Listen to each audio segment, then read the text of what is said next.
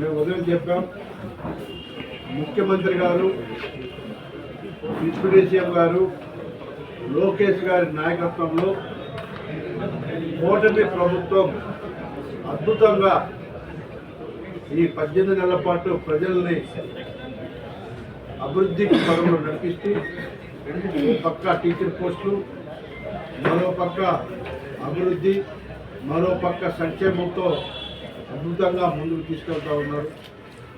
ఒక రాక్షస పరిపాలన నుంచి మేము ప్రశాంతంగా ఉంటున్నాం, మేము ప్రశాంతంగా జీవిస్తున్నాం, ధైర్యంగా ఉన్నాం. రానున్న రోజుల్లో 20 లక్షల ఎంప్లాయ్మెంట్ కల్పించబోతున్నారు. మా పిల్లల భవిష్యత్తు బాగుంటుంది, రాష్ట్ర భవిష్యత్తు బాగుంటుంది అని చెప్పేసి ఒక మంచి హ్యాపీ మూడ్లో ఉన్నారు. నెక్స్ట్ ఇయర్ కూడా అంతకంటే డబల్గా ఉండే విధంగా ముఖ్యమంత్రి గారి పరిపాలన ఉండబోతుందన్న విషయాన్ని కూడా మీకు తెలియజేస్తూ ఉన్నాం. ఒక పక్క మోడీ గారు, మరో పక్క పవన్ కళ్యాణ్ గారి యొక్క సహకారంతో అద్భుతమైన పరిపాలన రాష్ట్రంలో జరుగుతూ ఉంది. ముఖ్యంగా సౌత్ నియోజకవర్గానికి వస్తే ఒక పక్క రైల్వే స్టేషన్ని 14 ప్లాట్ఫామ్స్తో వెస్ట్ సైడ్, ఈస్ట్ సైడ్ 2 పెద్ద బ్లాకులతో ఒక అద్భుతమైనటువంటి రైల్వే స్టేషన్ నిర్మాణం జరుగుతూ ఉంది. మరి ఇంకా ఏవైతే మేము హామీలు ఇచ్చామో విశాఖపట్నం సౌత్కి సంబంధించి ముఖ్యంగా మొన్న జరిగినటువంటి కనక మహాలక్ష్మి అమ్మవారి యొక్క మార్గశిర మాస ఉత్సవాలు గత 2 లేని విధంగా అద్భుతంగా నిర్వహించాం. సుమారు 7 లక్షల మంది అమ్మవారిని దర్శించుకున్నారు. సుమారుగా 5 కోట్ల ఇన్కమ్ రావాలని గతంలో ఎప్పుడు కూడా ఇంత పెద్ద మొత్తంలో రాలేదు. అంతకు ముందు కూడా జగన్నాథ స్వామి రథోత్సవం కూడా అద్భుతంగా నిర్వహించాం. కాకపోతే విశాఖపట్నంతో పాటు నార్త్ ఆంధ్రాలోనే అతిపెద్ద మార్కెట్ పూర్ణ మార్కెట్ని సుమారు 150 కోట్లతో అభివృద్ధి చేయబోతూ ఉన్నాం. అలాగే నెహ్రూ బజార్ ఉంటుంది, నెహ్రూ బజార్ కూడా 60 కోట్లతో అభివృద్ధి చేయబోతూ ఉన్నాం. అన్నిటికంటే ఇంకో ముఖ్యమైనది ఏంటంటే తాల్మూరు జంక్షన్ విశాఖపట్నం మొత్తానికి కూడా ఉన్నటువంటి శ్మశాన వాటిక, దాన్ని పూర్తిగా గత ప్రభుత్వం నిర్లక్ష్యం చేసింది. మనం వచ్చిన తర్వాత 2 కోట్లు కేటాయించాం. అతి త్వరలో పనులు కూడా స్టార్ట్ అయిపోయాయి. అతి త్వరలోనే దాన్ని రూపురేఖలు మారిపోతూ ఉన్నాయి. ఇది చాలా ఇంపార్టెంట్. సో దాన్ని కూడా మనం కంప్లీట్ చేయడం జరిగింది. లేకపోతే పోర్టుకి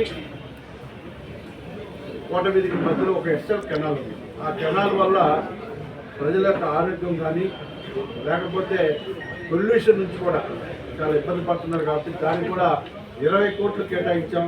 దాన్ని కూడా పోర్టు వాళ్ళ సహాయంతో అలాగే జిఎంసీ సహాయంతో దాన్ని కూడా అధికారంలోనే చేపట్టబోతూ ఉన్నాం.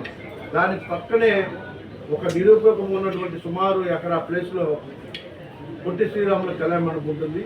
దాన్ని కూడా పోర్టు వారి ఆధ్వర్యంలో ఒక ఇండోర్ స్టేడియం ఆ ప్రాంతంలో నిర్మించబోతూ ఉన్నాం. ఇంకా గతంలో ఒక హిస్టరీ ఉండేది ఆ ప్రాంతానికి. పోస్ట్ ఆఫీస్ ఉండేది. పోస్ట్ ఆఫీస్ ప్లేస్లో ఇప్పుడు మళ్ళీ ఆ పోస్ట్ ఆఫీస్ ఎదురుగా సబ్ రిజిస్టర్ ఆఫీస్ కూడా ఉంది. ఎప్పుడు కరకాలాడుతుంది 2 రోజులు. సో దాన్ని ఇప్పుడు అద్దెకి తిప్పుతూ ఉన్నారు ఎక్కడెక్కడో. దాన్ని మళ్ళీ అదే ప్లేస్లో 2 కోట్లతో అభివృద్ధి చేయబోతూ ఉన్నాం. కిందేమో సబ్ రిజిస్టర్ ఆఫీసు, పైనేమో ఎంఆర్ ఆఫీసు డిజైన్ చేసి ఇచ్చాం. దాన్ని కూడా అధికారులోనే శంకుస్థాపన చేయబోతూ ఉన్నాం. ఇంకా ఎన్నో సేవా కార్యక్రమం ఇచ్చిన రైతు బజార్లు కానీ, ముఖ్యంగా రామకృష్ణ జంక్షన్లో ఉన్నటువంటి ఒక మున్సిపాలిటీ ఆధ్వర్యంలో చిన్న రైతు బజార్ని ఒక పెద్ద రైతు బజార్గా చేయబోతా ఉన్నాం. అలాగే శాండ్ ర్యాంప్ కూడా సిఆర్సీ జంక్షన్లో శాండ్ ర్యాంప్ను కూడా అతి త్వరలోనే ఓపెన్ చేయబోతా ఉన్నాం. అన్నిటికంటే ముఖ్యంగా విశాఖపట్నం సౌత్లో ఉన్నటువంటి ఎండోమెంట్ సమస్య చాలా ప్రధానమైనది. ఆ ఎండోమెంట్ సమస్యకు కూడా రానున్న 2-3 నెలల్లోనే ఒక పరిష్కారం జరగబోతా ఉంది. సో అది ముఖ్యంగా వెంకటేశ్వర మెట్ట కానీ, జగదాంబ సెంటర్ కానీ, మహారాణిపేట కానీ, వెంకటేశ్వర వీధి కానీ చాలామంది ఆ సమస్యతో బాధపడతా ఉన్నారు. దానికి కూడా ఒక పరిష్కారం ఇవ్వబోతా ఉన్నాం. ముఖ్యంగా కేజీహెచ్ చూడండి, గతంకి ఇప్పటికి కేజీహెచ్ ఒకసారి చూడండి, పూర్తిగా రూపురేఖలు మారాయి. సిఎస్ఆర్ నిధులతో కేజీహెచ్లో అద్భుతంగా ఇవాళ సేవలు అందిస్తూ ఉన్నాం. విక్టోరియా హాస్పిటల్ కానీ ఇంకా ఎన్నో ఇలాంటి కార్యక్రమాలు చేపట్టాం. ముఖ్యంగా సిఎస్ఆర్ ఫండ్స్తో మహిళా కాలేజీని ఒకసారి గతంలో మహిళా కాలేజీ ఫోటోలు చూడండి.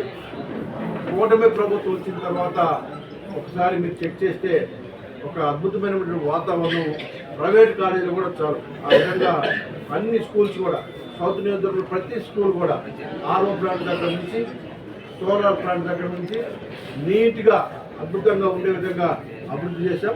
దానికి ముఖ్యంగా సహకరించినటువంటి వేదాంత కంపెనీ వాళ్ళు కానీ, పోర్టు యాజమాన్యం కానీ, సీపోర్ట్ యాజమాన్యం కానీ, గతంలో ఎస్ఆర్ ఇప్పుడు ఆర్సనల్ మెటల్ కంపెనీ కానీ వీళ్ళందరూ కూడా సహకరించారు.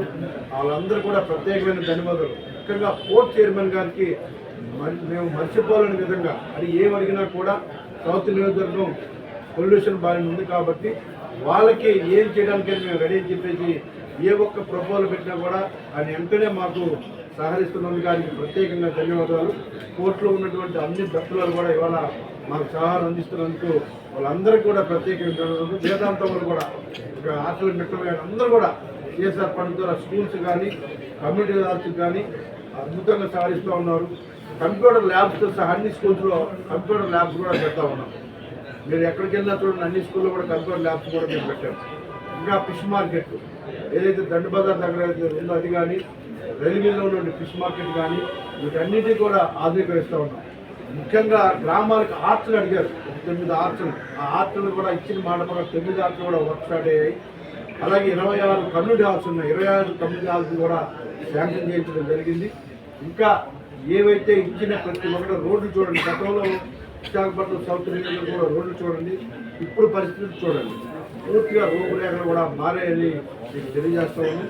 రానున్న రోజులు ఇంకా ఏమైనా మా దృష్టికి వచ్చినా, ఇంకా ఏమైనా చేయాల్సిన ఇష్యూస్ ఉన్నా అన్నీ కూడా కంప్లైంట్ చేస్తామని చెప్పేసి మీ ద్వారా ప్రజలు తెలియజేస్తా ఉన్నాం. ఇంకా ఇవాళ జోన్స్ కూడా పూర్తిగా మారిపోయాయి.